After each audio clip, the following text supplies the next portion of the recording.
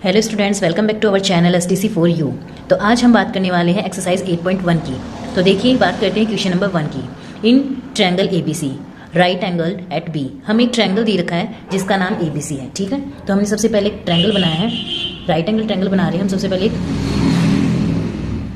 ये हमने ट्रायंगल बनाया है जिसका नाम ABC है, और अगले ने क्या बोला है कि B राइट एंगल ट्रायंगल है, मतलब ये 90 डिग्री हमारा B हो जाएगा। ठीक है, ये A, ये B और ये C। ठीक है, तो हमने बनाया एक ट्रायंगल ABC जिसका नाम है AB = 24, यानी ये लेंथ हमें 24 सेंटीमीटर दे रखी है। ठीक है स्टूडेंट्स, ये लेंथ हमें दे रखी है 24 सेंटीमीटर, और हमें दे रखा है BC = 7 centimetre, BC = 7 centimetre. Okay, तो हमने इस तरह से हमारे डायग्राम को बनाया, उसको लेबल किया है। अब हमें फाइंड करना है, हमें दो चीज फाइंड करनी है, एक तो साइन A और कोस A, और दूसरे में हमें फाइंड करना है साइन C कोस C। तो देखिए, हमने क्वेश्चन पढ़ा था, उसके हिसाब से हमें क्या करना है, हमें फॉर्मूले तो पता है, पंडित बद्री प्रसाद अपॉन हर हर भोले, उस हिसाब से हमने लर्न किए थे। जिसको भी ये फॉर्मूले लर्न नहीं है वो हमारी डिस्क्रिप्शन बॉक्स में जाके पहले पढ़ाया हुआ वीडियो देख के उसको समझ सकते हैं। तो देखिए, उसके लिए हमें क्या चाहिए, हमें इस ट्रायंगल की दो साइड्स पता है, हमें ये तीसरी साइड पता नहीं है। तो सबसे पहले हमें इसको फाइंड करना है, तो ये हम फाइंड करेंगे बाय पाइथागोरस थ्योरम।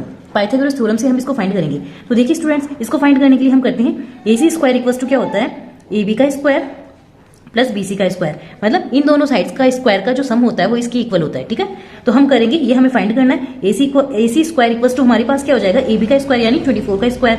ठीक है, 24 का स्क्वायर, और BC² = 7 का स्क्वायर। ठीक है, तो AC² क्या हो जाएगा, 24 का स्क्वायर क्या होता है, 576 होता है। ठीक है, तो हम लिख देंगे 24 की स्क्वायर की जगह लिख देंगे 576, और 7 का स्क्वायर क्या होता है, 49। ठीक है, अब AC² क्या आ जाएगा हमारे पास, इन दोनों का सम करेंगे तो इन दोनों का सम हमारे पास आ जाएगा 625।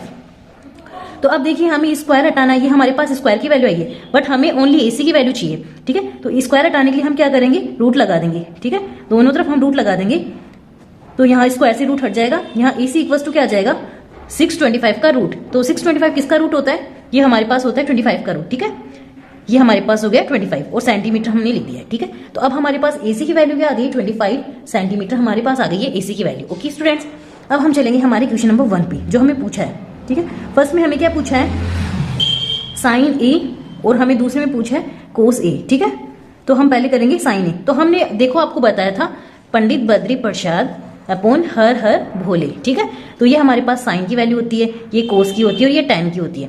तो साइन = क्या होता है, P/H। तो P/H। तो ठीक है, तो अब अगले ने क्या कहा है, साइन A माना है, इट मीन्स इसको थीटा माना है।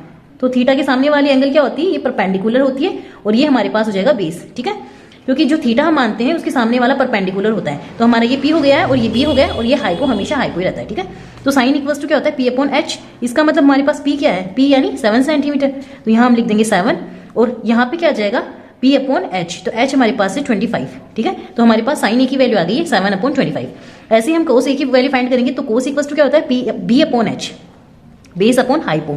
तो B हमारे पास क्या हो जाएगा, B हमारे पास हो जाएगा 24, तो ऊपर आ जाएगा 24, और नीचे H हमारा क्या हो जाएगा 25। तो ये हमारे पास आ गया फर्स्ट का आंसर। ऐसे ही हम फाइंड करेंगे क्वेश्चन नंबर 2 को। तो इसमें हमें पूछा है साइन C और कोस C। ठीक है, तो साइन C और कोस C के बारे में हमें पूछा है। तो साइन C, अब हमने क्या माना है, थीटा इसको माना है। ठीक है, तो अब ये थीटा के सामने वाला परपेंडिकुलर ये हो जाएगा, और बेस ये हो जाएगा। ठीक है, और हाइपो यही रहेगा। तो थीटा के सामने वाला, क्योंकि यहाँ बात C की हो रही है। ठीक है, तो C क्या है, ये, तो C के सामने वाला परपेंडिकुलर, और इसके पास वाला बेस। ठीक है, तो अब साइन की वैल्यू क्या होती है, P/H, यानी परपेंडिकुलर अपॉन हाइपो। तो यहाँ पे परपेंडिकुलर क्या हो जाएगा, 24 परपेंडिकुलर है, और हाइपो क्या है 25। ठीक है, और ऐसे ही हमने देखा है कोस C। तो कोस की वैल्यू क्या होती है, बेस अपॉन हाइपो, यानी बेस हमारे पास क्या है, बेस हमारे पास 7 है, और हाइपो हमारे पास क्या है 25। ठीक है, तो इस हिसाब से हमने दोनों वैल्यूज फाइंड कर लिए। पहले का आंसर आ जाएगा 7/25, दूसरे का आ जाएगा 24/25। ऐसे ही हमने सेकंड का फर्स्ट किया है 24/25, और ऐसे आ जाएगा 7/25। तो ये हमारा होता है फर्स्ट क्वेश्चन कंप्लीट। ठीक है स्टूडेंट्स, आई होप ये क्वेश्चन आपको समझ आया होगा। हमें कमेंट करके जरूर बताइए कि ये क्वेश्चन आपको अच्छा लगा, समझ में आया या नहीं आया। ठीक है, तो अब बात करते हैं क्वेश्चन नंबर 2 की। इन फिगर 8.13, तो हमें फिगर बना रखी है हमने, 8.13 फिगर है। ठीक है, इसमें हमें क्या करना है, tan P और cot R फाइंड करना है। ठीक है स्टूडेंट्स, तो tan P, तो सबसे पहले हम क्या करेंगे, हमारे पास दो साइड्स है, एक हमारे पास नहीं है। तो हमारे पास फॉर्मूला क्या होता है पाइथागोरस थ्योरम से, PR का जो स्क्वायर होता है वो PQ² plus Q R square के इक्वल होता है, मतलब इन दोनों का सम होता है वो इसके इक्वल होता है, इसकी स्क्वायर के इक्वल होता है। तो हम करेंगे P R square equals to, value put करेंगे। तो सबसे पहले देखिए हमें ये लेके आना है, ठीक है। देखिए स्टूडेंट्स हमें क्या करना है, क्यू आर चाहिए, क्यू आर स्क्वायर चाहिए, तो हम क्या करेंगे P R square minus P Q square, मतलब जब हमें ये चाहिए तो हम इसमें से इसको माइनस करेंगे, पी आर में से इसको माइनस करेंगे तो हमारे पास इसकी वैल्यू आ जाएगी, ठीक है। तो अब हम वैल्यू पुट करेंगे, तो पी आर की वैल्यू हमें दे रखी है 13, ठीक है, 13 का स्क्वायर कर देंगे, और पी की वैल्यू, पी क्यू की वैल्यू हमें दे रखी है 12, तो 12 का स्क्वायर कर देंगे, ठीक है। तो अब हम देखते हैं हमारे पास Q R square equals to क्या हो जाएगा, ये 169 हो जाएगा, क्योंकि 13 इंटू 13 क्या होता है 169, और 40 ये 12 का स्क्वायर होता है 144, ठीक है।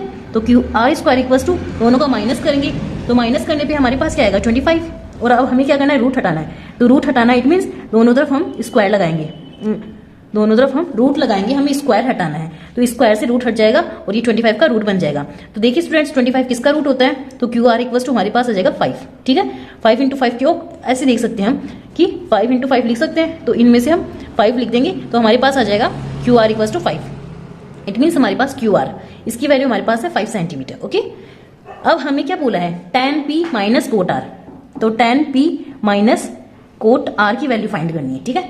तो tan p, तो अब हमारे पास tan p, tan के लिए क्या होता है वही फॉर्मूला अप्लाई करेंगे, पंडित बद्री प्रसाद हर हर भोले, तो ये हमारे पास होता है साइन, ये कोस, ये tan, ये कोट, ठीक है। तो tan हमारे पास क्या होता है p अपॉन b, और माइनस में कोट, कोट क्या होता है tan हमारे पास क्या होगा स्टूडेंट्स, tan हमारे पास होगा p अपॉन b, तो हमने लिख दिया p अपॉन b। अब हमारे पास कोट की वैल्यू है, तो कोट क्या होगा, इसका उल्टा होता है, मतलब b अपॉन p, तो यहाँ पे b अपॉन p। अब देखिए ये तो है एंगल p के लिए, और यहाँ पे है r, मतलब जब थीटा p हो, तो जब p, ये p है तो इसके सामने वाला क्या हो जाएगा, ये परपेंडिकुलर हो जाएगा, ये बेस हो जाएगा, ठीक है। तो tan p के लिए वैल्यू क्या होगी, तो tan p के लिए p क्या होगा, p क्या होगा हमारे पास, परपेंडिकुलर क्या होगा हमारे पास, परपेंडिकुलर हमारे पास होगा 5, ठीक है, और बेस हमारे पास होगा 12, ठीक है, और फिर कर देंगे माइनस।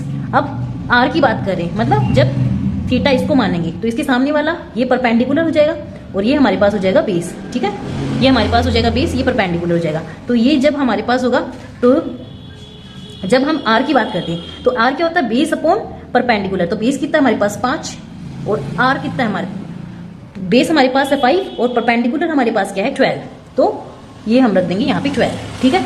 तो देखिए अब हमें इनको माइनस करना है, तो ये इससे आराम से कट रहा है, तो आंसर आ जाएगा हमारे पास 0, इट मीन्स हमारे पास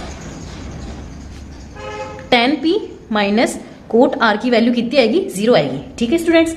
अगर आपको ये वीडियो अच्छी लगी हो, समझ आया हो, तो प्लीज इसे लाइक कीजिए, सब्सक्राइब कीजिए और शेयर कीजिए अपने फ्रेंड्स के साथ। Thank you for watching.